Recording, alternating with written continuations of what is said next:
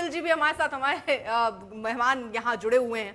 अनुपम जी, अब इसको अलग अलग तरीके से खगोलीय घटना के तौर पर भी देख रहे हैं हम, ज्योतिषाचार्य जो हैं वो अलग तरीके से देख रहे हैं, लेकिन मेरा एक सवाल आम लोगों के हिसाब से, क्योंकि अब बहुत सारे लोग, जो मैं अभी चर्चा में पहले भी बात इसकी जिक्र कर रही थी, कि बहुत सारे ऐसे लोग हैं जो आज के युग में, जो अभी पैदा हुए हैं, यानी जो बहुत यंग हैं, वो बहुत तर्क करते हैं, वो बहुत सारी चीजें पूछते हैं। अब जैसे उनको शायद ये समझना होगा कि आप क्यों बार बार कह रहे हैं कि इस टाइम पर सोना नहीं है, जाप करना है, मंत्रोच्चार करना है। हम देखते हैं कि जो हमारा बूढ़ा वर्ग है या थोड़ा प्रौढ़ वर्ग है, वो पूजा और इन चीजों में ध्यान लगाता है, लेकिन अगर आप बच्चों को यही बात समझाइए तो उनको लगता है इससे क्या होगा, दान करने से क्या होगा, तप करने से क्या होगा, पूजा करने से क्या होगा, अरे ये सब तो खगोलीय घटना है। मतलब बहुत हद तक वो तर्क और वैज्ञानिक जो नजरिया है उसको समझते हैं। तो बहुत अच्छी चीज है, इसके पीछे बहुत आप अच्छी जी। चीज है कि बच्चे जो हैं आजकल जो है हर चीज को क्वेश्चन करते हैं, लॉजिकल हैं। और जब हम बचपन में थे, अगर आप बच्चों को आज कह दो, आप सुन पा रहे हैं मुझे? जी। हाँ। अगर हम पूछते थे तो यही हमें रीजनिंग मिलती थी, खाना नहीं चाहिए, बट रीजनिंग नहीं मिलती थी, खाली ये हम्म। बोला जाता था। हम्म। अब ऐसा है, जो वाटर है, इसके ऊपर जब सोलर एनर्जी, यानी कि जो सूर्य के जो किरण गिरते हैं, इससे भी असर होता है। अगर कुछ समय जैसे बारिश चल रही है, कई दिन जो है सूर्य निकलता नहीं है, तो बैक्टीरिया का फॉर्मेशन होता है, डिजीजेस बढ़ते हैं, स्किन से रिलेटेड प्रॉब्लम होते हैं। चंद्र ग्रहण, सूर्य ग्रहण हो रहा है, जैसे सडनली ग्रहण होता है, तो अचानक जो एनर्जी है वो कट हो जाती है, जो रेज होती हैं, और वो सडन टेम्परेचर ड्रॉप के वजह से और मैग्नेटिक इन्फ्लुएंस के वजह से एक शरीर के ऊपर भी जो इलेक्ट्रिकल इम्बैलेंस होता है, उसके वजह से प्रॉब्लम होता है। अभी जब हम मंत्र का चांट करते हैं, एक साउंड वाइब्रेशन भी होता है, या मन से भी करते हैं तो भी वो एक वाइब्रेशन जनरेट करता है। अब जैसे वास्तु में, मैं एक एग्जांपल दे रहा हूं आपको। हम मुहूर्त चूज करते हैं पर्टिकुलर कंस्ट्रक्शन के लिए, एक पर्टिकुलर नक्षत्र चूज करते हैं। आपके पास में एक घर अगर सेम डे पे अलग लग्न में बन रहा है, और दूसरा सेम मटेरियल यूज हो रहा है, सपोज आपका नेबर और वो आप सेम मटेरियल यूज कर रहे हैं, एक तो घर 20 साल जो है चलता है, एक जो है 50-60 साल चल जाता है। क्यों? क्योंकि साइंटिस्ट ने, मतलब हमारे जो ज्योतिषी थे, वो एस्ट्रोनॉमर्स भी थे। आज प्रॉब्लम यह है कि खगोलीय घटना करके जो एस्ट्रोनॉमर्स हैं, अपने आप को साइंटिस्ट कहते हैं, और एस्ट्रोलॉजर्स को वो मियर एस्ट्रोलॉजर्स, फलित ज्योतिष मानते हैं। पहले जो हमारे एस्ट्रोनॉमर्स एस्ट्रोलॉजर्स भी होते थे। तो इस वक्त पे जो केमिकल बाइंडिंग होता है पर्टिकुलर प्लैनेटरी कॉम्बिनेशन से, वो एक क्या कहते हैं, लॉन्गेविटी देते हैं कंस्ट्रक्शन को। तो वाटर थेरेपी के अंदर भी जब हम सिंपली H2O नहीं है, H2O के अलावा भी एक अलग कंपोनेंट होता है, जब हम अंगूठा अंदर डाल के मंत्र का जाप करते हैं इंटेंट के साथ में, वो वाटर मॉलिक्यूल में मेमोरी होती है। इसलिए जितने भी स्नान करने के लिए हमें कहा है लूनर एक्लिप्स में और सोलर एक्लिप्स के अंदर, इथरिक फील्ड जो होती है अर्थ की और जो बॉडीज की, वो एकदम नजदीक होती है। तो जो आप मंत्र करते हो उस समय पे, उसका 10,000 टाइम्स जो है इफेक्ट होता है। इसलिए पितृपक्ष भी जब हम, अभी होगा जो समय, जो भी हम कार्यक्रम अभी करते हैं पितरों के लिए, पूजा पाठ अर्चना, और खास करके जिस नक्षत्र में ग्रहण हो रहा है, उस व्यक्ति को डेफिनेटली देव अर्चना तो करनी ही चाहिए, क्योंकि 7 दिन तक तो ट्रैवल भी नहीं करना चाहिए।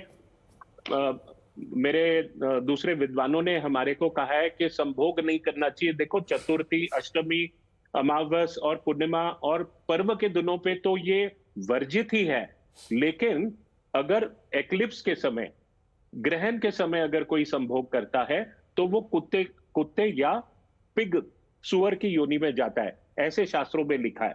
अब देखो, मैं कह रहा था कि जैसे ग्रहण होने लगा है, इससे कुछ दिन पहले, 10 दिन 15 दिन पहले इतनी सारी घटना हो रही है, क्योंकि मन के ऊपर जब असर होता है। अभी ब्रिटेन के जो डेप्यूटी प्राइम मिनिस्टर हैं, उन्होंने रिजाइन किया, जापान के प्राइम मिनिस्टर ने रिजाइन किया, मलेशिया में भी एक पॉलिटिकल पर्सन, उन्होंने रिजाइन किया, जो इंपॉर्टेंट मिनिस्टर है। तो ये जो है दिमाग के ऊपर अनस्टेबल कर देता है। और हम जब जल अनुपम के जी, अंदर आप विदेशों तक चले गए, मैं भारत पर फिर इस हिसाब से समझना चाहूंगी। भारत पे हाँ, क्या मैं कोई राजनीतिक दृष्टिकोण से राशियों कुछ को असर संक्षेप पड़ता में हुआ दिख बता रहा दूं है? क्या असर होगा, 1 मिनट लूंगा। जी। राशियों को पर भी असर बता देता हूं, 1 मिनट से नहीं, ज्यादा नहीं राशियों लूंगा। भारत में सर, भारत में आप राजनीतिक दल के हिसाब से बता रहे हैं अच्छा, ना, या राजनीतिक दल के राजनेताओं के हिसाब हिसाब से से देखो, बता रहे हैं, तो भारत पर क्या असर पड़ता हुआ भारत दिख की रहा है? कुंडली पे ये जो भारत के सेकंड हाउस में पड़ेगा, अगर हम कर्क राशि जो है, क्योंकि कर्क राशि भारत की चंद्र राशि है और सूर्य भी वहां है, तो इस लगन को इंपॉर्टेंस देना बहुत इंपॉर्टेंट है। आप सुन पा रहे हैं मुझे? जी जी जी। हाँ, तो क्योंकि चंद्रमा और सूर्य ये दोनों इन्वॉल्व हो रहे हैं, तो सर, आप अपनी बात आर्थिक कंप्लीट इसके कर अंदर लीजिएगा। देखिए, तस्वीरें अब आनी आर्थिक शुरू हो गई हैं। 42 मिनट तक ब्लड मून ऐसे ही दिखना शुरू हो जाएगा, क्योंकि चंद्र ग्रहण की शुरुआत 9:58 पर हो गई, और ये चंद्र ग्रहण जो है वो करीब 1:27 तक रहने वाला है। 1:26 पर करीब खत्म होगा। ये पूर्ण चंद्र ग्रहण है, जिसकी हम तस्वीर लखनऊ में, बेंगलुरु में, कोलकाता में कैसे इस वक्त दिख रहा है, वो तस्वीरें भी साथ साथ आपको दिखाते चल रहे हैं। लखनऊ में तो एक बहुत छोटा सा जो ईद में चांद दिखता है, वैसा इस वक्त नजर आ रहा है। बेंगलुरु में भी देखिए, खगोलीय घटना लोग मानकर अपनी छतों पर हैं और उसको देखने की कोशिश कर रहे हैं। कोलकाता में भी देखिए किस तरह की तस्वीरें आ रही हैं। अनुपम जी, आप अपनी बात कंप्लीट कीजिए। हाँ, तो सेकंड हाउस जो धन का है, हमारी अर्थव्यवस्था के ऊपर, सेविंग्स के ऊपर बहुत ज्यादा परेशानी का योग नजर आ रहा है। और देश के प्रधानमंत्री जी नरेंद्र मोदी जी के 4th हाउस और 10th हाउस, वृश्चिक लगन, वृश्चिक राशि है। तो चतुर्थ स्थान, दशम स्थान तो पावर का है, वहां पे शनि भी बैठे हैं, शुक्र भी हैं, और शनि ट्रांजिट में 8th में बैठे हुए हैं। तो ये समय भारत की कुंडली में मंगल की दशा 9 तारीख सितंबर से शुरू हो रहा है इसी साल के, और उनकी भी मंगल की दशा चल रही है। लेकिन केतु जब भी सूर्य और बुध शुक्र के आर्क से चलते हैं, तो वो इंसान का डाउनफॉल या उनके पावर के अंदर या इमेज के अंदर कमी लेकर आते हैं। तो इस समय लेकिन हमारे प्रधानमंत्री काफी मंदिरों का भी जो उन्होंने जो रिहैबिलिटेशन किया है, बनवाए हैं, पूजा पाठ करते हैं, सब जगह हर 10-15 दिन में जाते रहते हैं।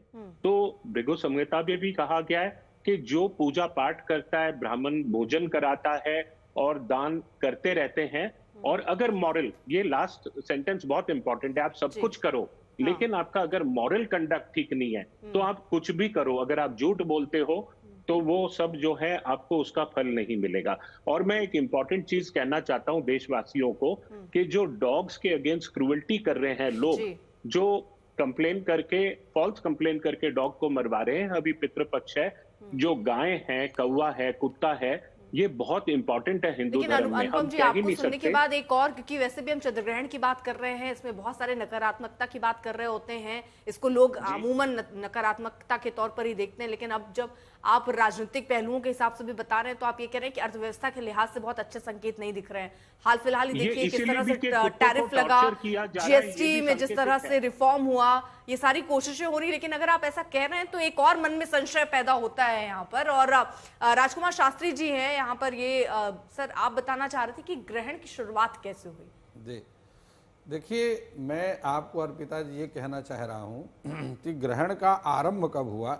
सृष्टि के आदि काल में ग्रहण की जैसी कोई चीज नहीं थी, लेकिन यह वो समय था जब राजा बलि का शासन था पृथ्वी लोक में, और वहाँ से एक देवासुर, पृथ्वी में 3 इस प्रकार के युद्ध हुए जो कि भारत के लिए अत्यंत हानिकारक नहीं, पूरी पृथ्वी की अर्थव्यवस्था के लिए हानिकारक रहे। उसमें प्रथम युद्ध था देवासुर संग्राम, और दूसरा युद्ध था राम रावण युद्ध, और तीसरा युद्ध था महाभारत का युद्ध। ये 3 इस प्रकार के युद्ध हुए जो कि पृथ्वी की अर्थव्यवस्था को बिगाड़ दिया और अत्यंत चरमरा गई। यह वो समय था जब देव दानव युद्ध हुआ। राजा बलि को माध्यम बना करके देवताओं ने मिल करके वासुकी नाग के माध्यम से और समुद्र का मंथन किया। समुद्र के मंथन में 14 रत्न प्राप्त हुए, और उन 14 रत्नों के सबसे अंत में धनवंतरी अमृत कलश लेकर के बाहर निकले। अब वह अमृत किसको पिला दिया जाए? देवता चाहते हैं हमको पिला दिया जाए, दानव चाहते हैं कि हमको पिला दिया जाए। देखिए, संसार में बहुत सारे लोग ना समझ होते हैं, लेकिन सारे ना समझें ऐसी बात नहीं है।